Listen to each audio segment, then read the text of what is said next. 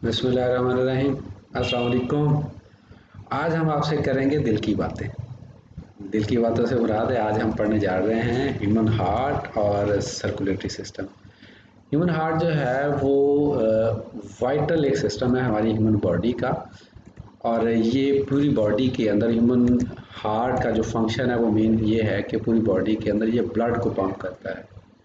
तो ब्लड की पंपिंग क्यों ज़रूरी है? Why do need the blood to be pump to the whole body?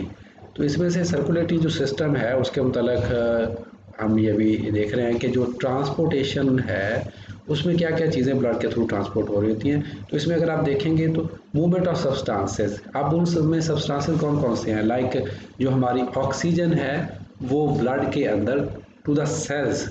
देखिए, हम जब सांस लेते हैं तो ऑक्सीजन हमारे लंग्स के अंदर जाती है, लंग्स से वो ब्लड में शामिल हो जाती है, फिर वहाँ से वो हार्ट और हार्ट के थ्रू तमाम बॉडी को ट्रांसफ़र होती है। सिमिलरली जो आप खाना खाते हैं, ये जो न्यूट्रिएंट हैं ये डाइजेस्टिव सिस्टम के थ्रू अगेन ब्लड में शामिल होते हैं और वहाँ से फिर तमाम बॉडी को सप्लाई होते हैं। इसी तरह जो आपके ग्लैंड्स हैं, एंडोक्राइन ग्लैंड्स, डिफरेंट किस्म के ग्लैंड्स हैं जो आपके डिफरेंट किस्म के हार्मोन्स प्रोड्यूस कर रहे होते हैं। वो हार्मोन जो हैं वो भी ब्लड ही तमाम जगह या डिफरेंट सेल्स तक जो है वो आपके सप्लाई कर रहा होता है। इस तरह बॉडी में से वेस्ट रिमूव होना है। देखिए, वेस्ट रिमूव करने के लिए स्पेशली जो नाइट्रोजनस वेस्ट है उसको रिमूव करता है आपका किडनी। तो किडनी तक ये वेस्ट किस तरह से पहुंचता है? ब्लड के थ्रू पहुंचता है। ब्लड किडनी के अंदर फिल्टर होता है, उसमें से वेस्ट रिमूव किया जाता है। तो this is a function of circulatory system कि ये डिफरेंट किस्म के न्यूट्रिएंट्स की ट्रांसपोर्टेशन के लिए आपका सर्कुलेटरी सिस्टम वर्क करता है, या उनको सप्लाई कर रहा होता है या वहाँ से उनको मूव आउट कर रहा होता है। अब जो आपके ये जो ट्रांसपोर्टेशन है ये तमाम ऑर्गेनिज्म के अंदर हो रही होती है। यूनिसेलुलर ऑर्गेनिज्म के अंदर भी हो रही होती है, मल्टीसेलुलर ऑर्गेनिज्म के अंदर भी हो रही होती है। लेकिन जो यूनिसेलुलर ऑर्गेनिज्म है, यानी कि जो एक सेल के बने हुए ऑर्गेनिज्म है, उनके अंदर जो ट्रांसपोर्टेशन हो रही होती है उनमें कोई बाकायदा सर्कुलेटरी सिस्टम या वस्कुलर सिस्टम नहीं होता। वस्कुलर सिस्टम से मुराद बाकायदा कोई वेसल्स वगैरह नहीं होती, कोई नालियाँ नहीं होती जिस तरह खून की नालियाँ हमारे अंदर मौजूद हैं। उसमें सिंपल डिफ्यूजन या ऑस्मोसिस का एक प्रोसेस हो रहा होता है, उसके ज़रिए ही एक्सचेंज ऑफ मटेरियल हो जाती है विद द एक्सटर्नल इन्वायरमेंट। ये जो यूनिसेलुलर ऑर्गेनिज्म है उनके एग्जांपल्स क्या है? जैसे अमीबा हो गया, बैक्टीरिया हो गया, हाइड्रा हो गया। यहाँ पे ये एग्जांपल्स आपके सामने दी हुई है। अब उसके बाद आप आ जाए जो higher animals like plants, animals, हम खुद हो गए, मैमल्स हो गए, इनके अंदर जो ट्रांसपोर्ट है वो ऑब्वियसली थ्रू सर्कुलेटरी सिस्टम हो रही होती है। अच्छा, हमारी बॉडी के अंदर जो ट्रांसपोर्टेशन ऑब्वियसली फ्लूइड के थ्रू हो रही होती है। तो हमारी बॉडी में 3 तरह के मेजर फ्लूइड्स हैं जब हम ट्रांसपोर्टेशन के लिहाज से बात करते हैं। तो the first one is called blood. जो सबसे पहला हमारा है वो ब्लड है। ब्लड क्या करता है? ये ऑब्वियसली हार्ट से ब्लड पंप होता है और तमाम बॉडी के अंदर मूव करता है और ये तमाम न्यूट्रिएंट्स जो लेके जाता है। फिर जो आपके टिश्यूज़ हैं, जितने भी आपका जो बॉडी मैस है वो एक्चुअली टिश्यूज से मिलकर बना हुआ है। सेल्स जो है वो मिलकर टिश्यूज बनाते हैं, टिश्यूज मिलकर ऑर्गन्स बनाते हैं। तो जो हमारे टिश्यूज हैं, वो जो टिश्यूज हैं उनके अंदर भी वहाँ पे इंटरस्टिशियल स्पेसेस के अंदर या टिश्यूज के स्पेसेस के अंदर जो वहाँ पे फ्लूइड मौजूद होता है, that is called tissue fluid. तो वो उसके अंदर भी तमाम ये न्यूट्रिएंट्स वगैरह जो हैं वो मौजूद होते हैं। अच्छा, इसको मैं ऐसे समझाऊंगा कि ब्लड से मटेरियल जो है वो डायरेक्टली सेल में नहीं जाता। ब्लड से ब्लड वैसे से बाहर आकर वो पहले टिश्यू फ्लूइड में दाखिल हो जाता है, टिश्यू फ्लूइड से फिर वो जाता है सेल्स के अंदर। तो इस तरह करके एक्सचेंज हो रही होती है। इसी तरह फिर एक लिम्फ फ्लूइड भी बॉडी के अंदर मौजूद होता है जिसको ट्रांसपोर्ट करने के लिए बाकायदा लिम्फ वेसल्स होती हैं। तो ये 3 किस्म के फ्लूइड्स हो गए जो हमारे बॉडी के अंदर ट्रांसपोर्टेशन का काम कर रहे होते हैं। और आज इन तीनों पे तक हम पढ़ेंगे इस लेक्चर के अंदर। सर्कुलेशन जो है या जो सर्कुलेटरी सिस्टम है वो 2 तरह का है। एक होता है आपका ओपन सर्कुलेटरी सिस्टम और एक होता है आपका क्लोज सर्कुलेटरी सिस्टम। ये कहीं पे अगर आपको कोई 2 नंबर का डिफरेंस आ जाए, कंपैरिजन आ जाए या ऑब्जेक्टिव में आ जाए तो ये आपको बड़ा क्लियरली पता होना चाहिए। क्लोज में आपको पहले बता देता हूँ, ये हमारा जो ह्यूमंस का या मैमल्स के अंदर जो सिस्टम मौजूद है ये क्लोज सर्कुलेटरी सिस्टम कहलाता है। Why it is called close circulatory system? Because इसमें जो ब्लड है या जो फ्लूइड है वो वेसल्स का एक क्लोज्ड नेटवर्क है, उसके अंदर ही रहता है। लाइक खून की जो नालियाँ कहीं से भी ओपन नहीं हो रही, ऊपर से मुराद है कि ये कहीं से भी पंक्चर नहीं है, ठीक है। नालियों के अंदर ही ब्लड रहता है, हार्ट में आता है, हार्ट से फिर नालियों में पंप करते दिया जाता है, फिर वहाँ से पूरी बॉडी का वो चक्कर लगा के आता है। तो वो एक वेसल्स के नेटवर्क के अंदर ही मौजूद होता है। लेकिन जो इंसेक्ट्स हैं इंसेक्ट्स के अंदर जो नेटवर्क सिस्टम है उनका, उसको हम बोलते हैं कि ये ओपन सर्कुलेटरी सिस्टम है, क्योंकि उसमें हार्ट जो है, हार्ट लाइक एक स्ट्रक्चर मौजूद होता है जिसको हार्ट पंपिंग ऑर्गेनिक मौजूद होता है जिसको हम हार्ट बोलते हैं। वो ब्लड को पंप करता है और ब्लड पूरी बॉडी के अंदर ओपनली मूव कर रहा होता है, not in the vessels, vessels के अंदर नहीं मूव कर रहा होता बल्कि पूरी बॉडी के अंदर वैसे सर्कुलेट कर रहा होता है। That is called open circulatory system. अब आज हमारा जब हार्ट के स्ट्रक्चर की हम बात करते हैं, तो अगर हार्ट को हम देखें यहाँ पे भी इस डायग्राम के अंदर, अगर आप गौर से देखें तो हार्ट जो है उसके 4 खाने होते हैं। एक आपका राइट एट्रियम है, फिर एक आपका लेफ्ट एट्रियम है, इस तरह राइट वेंट्रिकल है, लेफ्ट वेंट्रिकल है। तो ये हार्ट के आपके 4 खाने हैं। अच्छा, सबसे जो बड़ी यहाँ पे कन्फ्यूजन होती है स्टूडेंट को कि फिर राइट कौन सा है और लेफ्ट कौन सा है। अच्छा, मैं आपके सामने बैठा हूँ, मुझे बताया मेरा राइट कौन सा है, तो this is my right. It's very simple, ये मेरा, जिसमें मेरे हाथ में डिजिटल पेन है, ये मेरा राइट है। इस तरह जो आपके सामने डायग्राम होगी, उस डायग्राम पे आपने देखने के आपके सामने अगर कोई बंदा बैठा हो तो उसका राइट कौन सा होगा, तो this is the right side and this is the left side. ये आपने याद रखना है, सिंपल।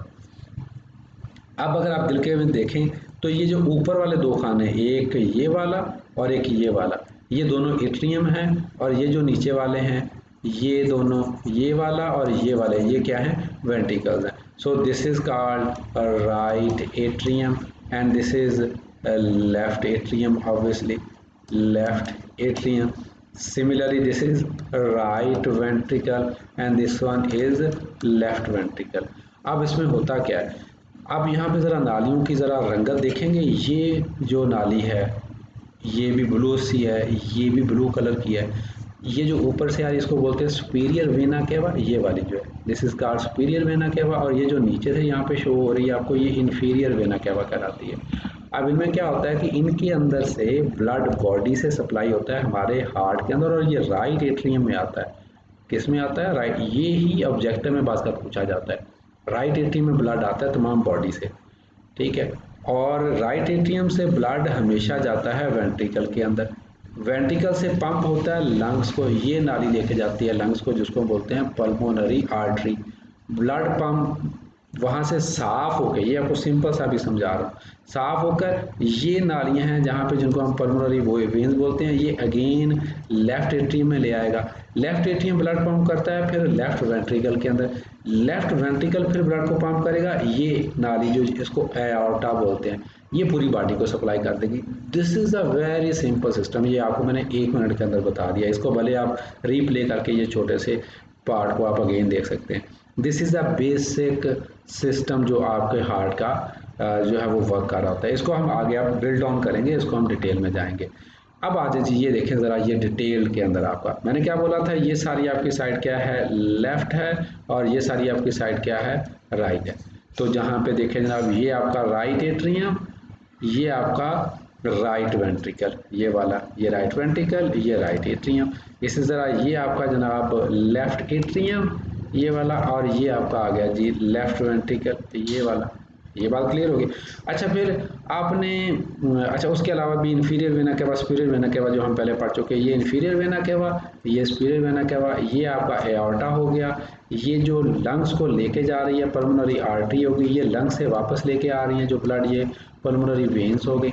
अच्छा, अब यहाँ पे कुछ 2-3 चीज़ें हैं। आपने सुना होगा अक्सर जी, वो किसी का दिल का वाल्व ख़राब हो गया या बंद हो गया, तो दैट इज़ एक्चुअली वेल्व, जिसको हम बोलते हैं, आम जुबान में हम वाल्व बोल देते हैं, ठीक है। तो वेल्व, तो जो आपका हार्ट है उसमें टोटल 4 वेल्व्स हैं। वो कहाँ कहाँ पे, 2 वेल्व आपके मौजूद हैं एट्रियम और वेंट्रिकल के दरमियान में। अच्छा, एक आपने और बात याद रखनी है, एट्रियम हमेशा अपने रिस्पेक्टिव वेंट्रिकल में खुलता है, एट्रियम हमेशा अपने रिस्पेक्टिव वेंट्रिकल में ओपन होगा। एट्रियम का एट्रियम के साथ, वेंट्रिकल का वेंट्रिकल के साथ क्रॉस कोई ताल्लुक नहीं है, बल्कि इनके दरमियान में ये जो वॉल है दैट इज़ कॉल्ड सेप्टम, ये इनको परमानेंटली सेपरेट करती है। तो हमेशा एट्रियम ही वेंट्रिकल में खुलेगा, तो राइट राइट में खुलेगा, लेफ्ट लेफ्ट में खुलेगा। ब्लड आपको किस में बताया था, कौन से एट्रियम में आता है, राइट एट्रियम में ब्लड आता है। तो राइट एट्रियम में ब्लड पूरी बॉडी से आया तो राइट वेंट्रिकल के अंदर पुश हो गया, राइट वेंट्रिकल के अंदर जब पुश हो गया, यहाँ से साफ होने के लिए, क्योंकि ये डीऑक्सीजनेटेड ब्लड आ रहा है, गंदा खून आ रहा है, इसलिए इसको ब्लू शो किया हुआ है। जो ऑक्सीजन रिच ब्लड होता है वो रेड कलर का होता है, जो ऑक्सीजन पुअर ब्लड होता है या डीऑक्सीजनेटेड ब्लड होता है वो ब्लू इन कलर होता है। तो ये यहाँ से ब्लू कलर का ब्लड जो है ये साफ होने के लिए चला गया कहाँ पे, लंग्स में। तो ऑब्वियसली पल्मोनरी आर्टरी जो है वो लेके जा रही है इसको लंग्स के अंदर, लंग्स से साफ होके आ गया। अच्छा, तो फिर आपका एट्रियम के जरिए फिर वेंट्रिकल में आ, फिर ऑर्टा के जरिए बॉडी में सप्लाई हो गया, ये आपको पहले मैं बता चुका हूँ। अभी मैं बताने लगा था आपको वेल्व्स का। यहाँ पे ये एक वेल्व्स है जो राइट एट्रियम और राइट वेंट्रिकल के दरमियान में मौजूद है। ये वेल्व ऐसी होता है जैसे वो आपने बचपन में टायरों में, साइकिल के टायर में या गाड़ी के टायर में हवा नहीं भरती, उसमें वेल्व लगा होता है। उसका फंक्शन क्या होता है, हवा अंदर तो जा रही होती, बाहर नहीं आ रही होती। सेम इसका फंक्शन है।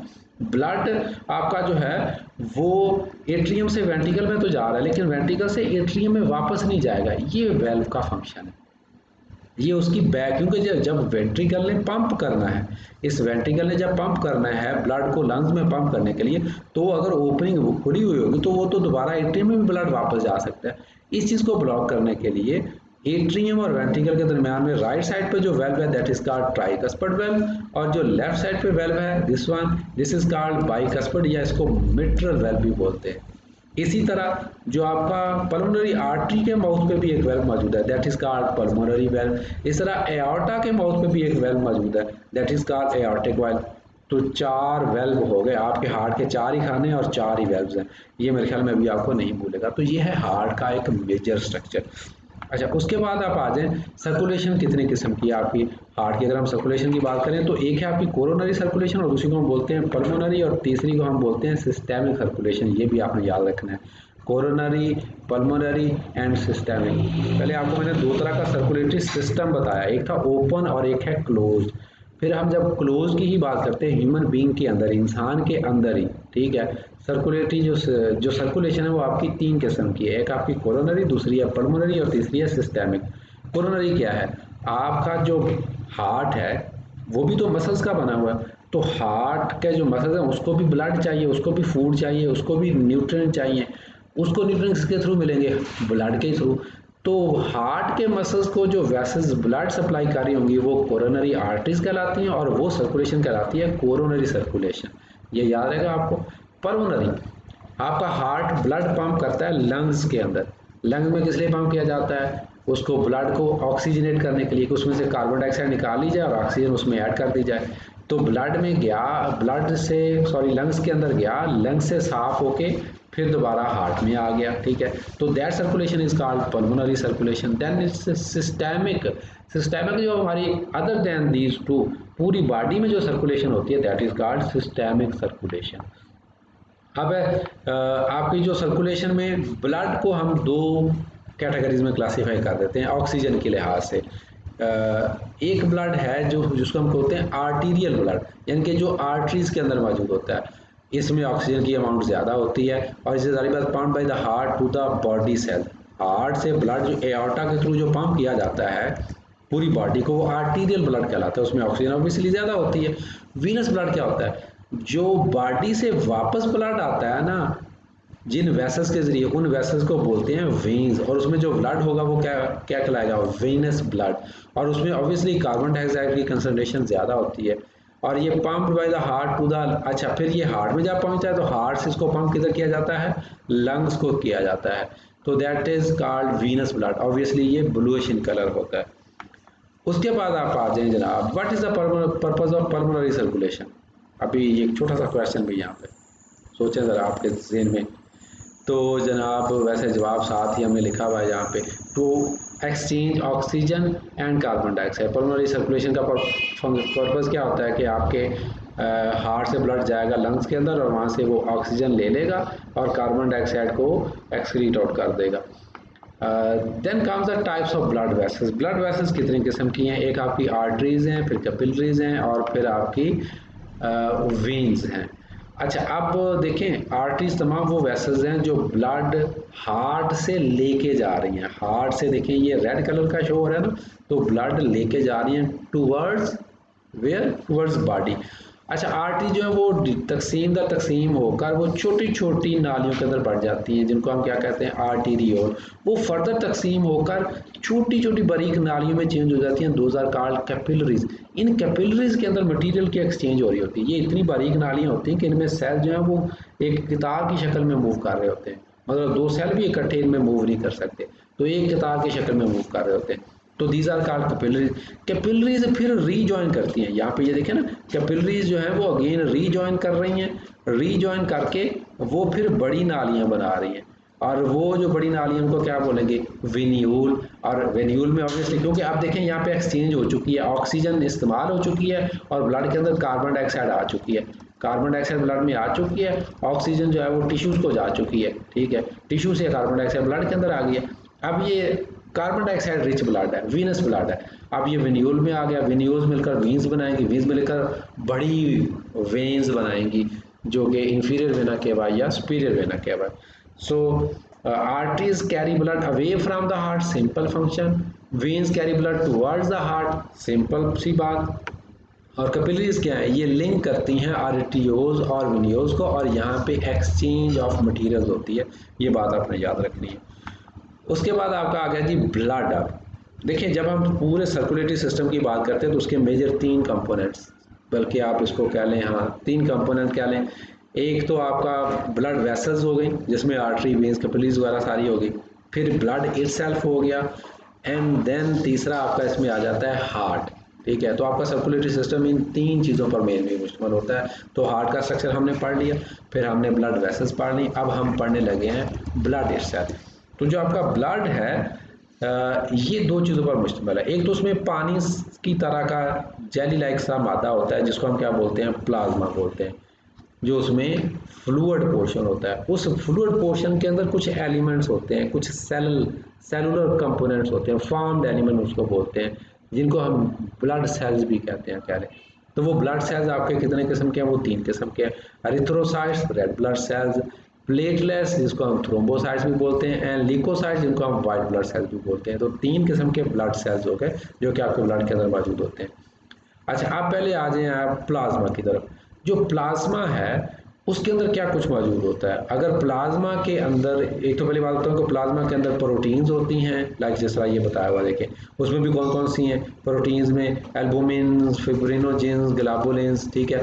फिर आपको पता है कि प्लाज्मा के अंदर न्यूट्रिएंट्स भी मौजूद हैं, जो कुछ भी आप खाते पीते हैं वो भी प्लाज्मा के अंदर ही चला जाता है ना, amino acids, carbohydrates, fatty acids, nitrogen waste भी उसी के अंदर मौजूद है।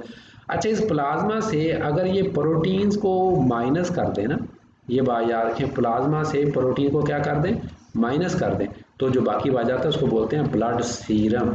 ये ऑब्जेक्टिव में कभी बार पूछ लेते हैं, या आपने याद रखना है, that is called blood serum. Plasma में से अगर ये चीज़ माइनस कर दें आपकी, जिसको हम क्या बोलते हैं प्रोटीन, अगर इनको माइनस कर दें तो that is called blood serum, ठीक है। तो प्लाज्मा आपको जनाब क्लियर हो गया, जो आपका लिक्विड पोर्शन है ब्लड का दैट इज कॉल्ड प्लाज्मा, और उसमें से भी अगर प्रोटीन माइनस कर दें तो that is called blood serum. Then comes to our again the other part, formed elements, जिनको हम ब्लड सेल्स बोलते हैं। 3 किस्म के हैं, white blood sales, red blood sales and platelets. White blood sales को ल्यूकोसाइट्स भी बोलते हैं, प्लेटलेट्स को थ्रोम्बोसाइट्स भी बोलते हैं, एंड रेड ब्लड सेल्स को एरिथ्रोसाइट्स भी बोलते हैं, याद रहेगा, ठीक है। अच्छा जो ल्यूकोसाइट्स हैं they are further divided into 2 kinds, granulocytes and agranulocytes. Granulocytes क्या है, ये असल में मल्टी न्यूक्लिएटेड होते हैं, यानी कि जो वाइट ब्लड सेल्स हैं ना उनके अंदर कुछ न्यूक्लियस सेल्स ऐसे हैं जिनके न्यूक्लियस जो हैं वो एक से ज़्यादा हैं, मल्टी न्यूक्लिएटेड, इसलिए वो ग्रेन्यूल टाइप नज़र आते हैं। जब उनको माइक्रोस्कोप के अंदर देखते हैं ना तो ऐसा लगता है जैसे उनमें दाने दाने बने हुए हों, तो दे लुक लाइक ग्रेन्यूल। तो ग्रेन्यूलोसाइट्स उनको बोलते हैं। तो वो कौन से हैं, न्यूट्रोफेज, बेसोफेज एंड एसाइनोफेज। और दूसरी तरफ अगर आप आ जाए तो ए ग्रेनुलोसाइट जो उसमें लिम्फोसाइट्स एंड मोनोसाइट्स आ जाते हैं। तो ये एक ओवरऑल आपकी कंपोजिशन आ गई ब्लड की। अच्छा जी, आप फॉर्म्ड एलिमेंट्स आपको बता दिया, red blood cells, white blood cells, plate cells, ठीक है। अब इनमें से हम हर एक को अलग-अलग से पढ़ रहे हैं। सबसे पहले आ गया आपका एरिथ्रोसाइट्स। ये सबसे पहले बात रखें, रेड ब्लड सेल्स, इनमें न्यूक्लियस नहीं होता, नो न्यूक्लियस।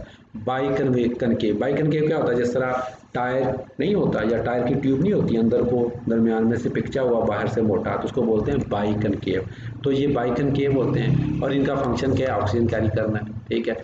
तो ये बनते कहाँ पे, बोन मैरो में बनते हैं, बाइकनकेव इन शेप होते हैं। लाइफ इनकी 120 दिन होती है। होता है इनमें क्या, हीमोग्लोबन। हीमोग्लोबन एक आयरन कंटेनिंग प्रोटीन है, haem mean protein globin, sorry haem mean iron, globin mean protein. और ये जारी बात है, ये हीमोग्लोबिन की वजह से ऑक्सीजन कैरी होती है, तो ये ऑक्सीजन कैरी करके सेल तक लेके जाते हैं और फिर वापसी पे कार्बन डाइऑक्साइड रिमूव करते हैं। तो ये सिंपल सा आपका वाइट ब्लड सेल्स का हो गया। उसके बाद सॉरी रेड ब्लड सेल्स का हो गया। Now comes the white blood cells. White blood sales जिस आपको मैंने बताया था कि दो किस्म के हैं। ये वाला तीनों जो न्यूट्रोफिल्स है, साइनोफिल्स और बेसोफिल्स हैं, ये वाला क्या है, ग्रेनुलोसाइट्स बताया था ना आपको। ये देखिए इनके मल्टी न्यूक्लिएटेड, ये एक न्यूक्लियस है, ये न्यूक्लियस है, ये इसमें इस तरह दो न्यूक्लियस हैं, ठीक है, तो मल्टी न्यूक्लिएटेड है, ठीक है। अच्छा मोनोसाइट में ये सिंगल न्यूक्लियस ही हैं, ठीक है, ये मल्टी न्यूक्लिएटेड उस तरह से नहीं है। और लिम्फोसाइट ये ए ग्रेनुलोसाइट्स कहलाते हैं और ये वाले जो हैं ये ग्रेनुलोसाइट्स कहलाते हैं। तो not confined to vascular spaces, पहली बात इनकी, ये सिर्फ वस्कुलर, बाकी दोनों ब्लड सेल्स आपके सिर्फ वस्कुलर बंडल्स के अंदर ही होते हैं, यानी कि सिर्फ नालियों के अंदर ही होते हैं ये। उसके अलावा हमारे टिश्यूज़ के इर्द गिर्द भी मौजूद होते हैं white blood cell.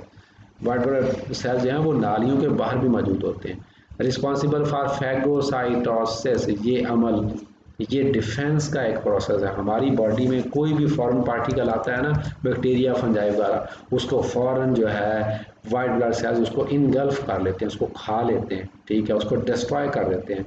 That process is called phagocytosis. और ये round and clear in shape होते हैं, वह नॉट स्टेन, अगर उनको मतलब कलर ना किया जाए किसी डाई से, उसको पहचानने के लिए, आइडेंटिफाई करने के लिए अगर उसकी स्टेनिंग ना की जाए तो ये ट्रांसपेरेंट इन कलर होते हैं। ये यहाँ पे ये पहले भी आपको बता चुके हैं, लाइक ग्रेनुलोसाइट्स, न्यूट्रोफिल्स, साइनोफिल्स, बेसोफिल्स और जो मोनोसाइट्स एंड लिम्फोसाइट्स, ठीक है। तो जो आपके मोनोसाइट्स हैं ये भी फेगोसाइटोसिस का प्रोसेस करते हैं। लिम्फोसाइट्स ये एंटीबॉडीज़ बनाते हैं। ये आपका जो हमारा ह्यूमन हेल्थ एंड डिजीज़ का चैप्टर है उसमें बड़ा डिटेल में हम ये पढ़ते हैं। उसके बाद जो आपका साइनोफिल्स हैं ये एलर्जी के रिलेटेड इनका काम है।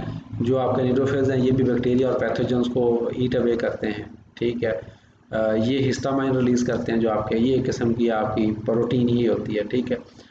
तो ये आपका वाइट ब्लड सेल्स का हो गया। नेक्स्ट काम द थ्रोम्बोसाइट्स, जिनको हम प्लेटलेट्स भी बोलते हैं। थ्रोम्बोसाइट्स का मेन फंक्शन याद रखें कि ये ब्लड लॉस, ब्लड क्लॉटिंग करते हैं, काज करते हैं। ये रूटीन में तो इरेगुलर इन शेप होते हैं, जिस तरह ये आपको नज़र नहीं आ रहे बारीक बारीक से दानों की शक्ल में, लेकिन कहीं पे जब कभी ब्लड वेसल कहीं पे रप्चर हो जाए, कहीं पे वो जख्म आपके हो जाए, तो वहाँ पे आप देखते हैं ब्लड क्लॉट हो जाता है। तो ये इनका मेन फंक्शन है, ये ब्लड क्लॉट में आपका रोल प्ले करते हैं। ये फॉरन एक्टिवेटेड शक्ल में इस तरह के ये कह लें कि वो नेटवर्क से शक्ल इख्तियार कर लेते हैं, तो वहाँ पे जाके ये क्लॉट बना देते हैं, मतलब ब्लड को रोकने की कोशिश करते हैं। अब लाइफ इनकी 9 से 12 दिन होती है। और मेगा कैरियोट्स का मतलब है कि इनका जो मदर सेल है जिससे ये बनते हैं, that is called mega karyocytes, तो ये उससे बनते हैं। और ये स्मॉल इन स्ट्रक्चर है, डायग्राम में भी आप देख सकते हैं, छोटे छोटे हैं साइज़ के अंदर ये। फाइनली ये आप देखेंगे ब्लड सेल की जो कंपोजिशन है उसको हम यहाँ पे एक कंपैरिजन यहाँ पे दिया हुआ है। मैं इसमें डिटेल में नहीं जाऊँगा। लाइक जिस तरह शेप है तो बाइकनकेव है आपकी जो रेड ब्लड सेल्स या white blood sales irregular shape है। प्लेटलेट्स स्फेरिकल और ओवन और नॉन न्यूक्लिएटेड। उसके बाद वॉल्यूम कितना है, अडल्ट में ये 5 मिलियन के करीब होते हैं आपके रेड ब्लड सेल्स। जो आपके वाइट ब्लड सेल्स हैं वो 8000 टू 7000 क्यूबिक पर मीटर हैं। जो आपके प्लेटलेट्स हैं वो 2 लाख से 4.5 लाख, 1.5 लाख तक भी समझा जाता है कि काफ़ी होते हैं। फिर इसी तरह life span red blood sales का 120 दिन है। वाइट ब्लड सेल्स का कुछ दिनों से लेकर कुछ सालों तक हो सकता है, क्योंकि वाइट ब्लड सेल्स कुछ ऐसे भी हैं जो कि बहुत अरसा ज़िंदा रहते हैं। और ये तो आपने देखा ही है 3 से 5 दिन, या it can be up to like 12 days, maximum का 12 डेज तक हो सकता है, ठीक है। तो ओरिजिन ये बोन मैरो में बनते हैं, ये भी बोन मैरो में भी बनते हैं, बोन मैरो में भी बनते हैं, तीनों बोन मैरो में बनते हैं। लेकिन जो आपके वाइट ब्लड सेल्स हैं वो बोन मैरो के अलावा लिम्फ नोड्स के अंदर भी बनते हैं, ये आपने एक्स्ट्रा याद रखना है। फंक्शंस ऑब्वियसली इनका काम ऑक्सीजन कैरी करना है, इनका काम डिफेंस का मैकेनिज्म है, इनका काम जो है वो आपकी ब्लड क्लॉटिंग है। उसके बाद जी what is the primary function of thrombocytes. Thrombocytes हम प्लेटलेट्स को बोलते हैं, तो इनका प्राइमरी फंक्शन जो है वो ब्लड लॉस को रोकना है या ब्लड क्लॉटिंग करना है।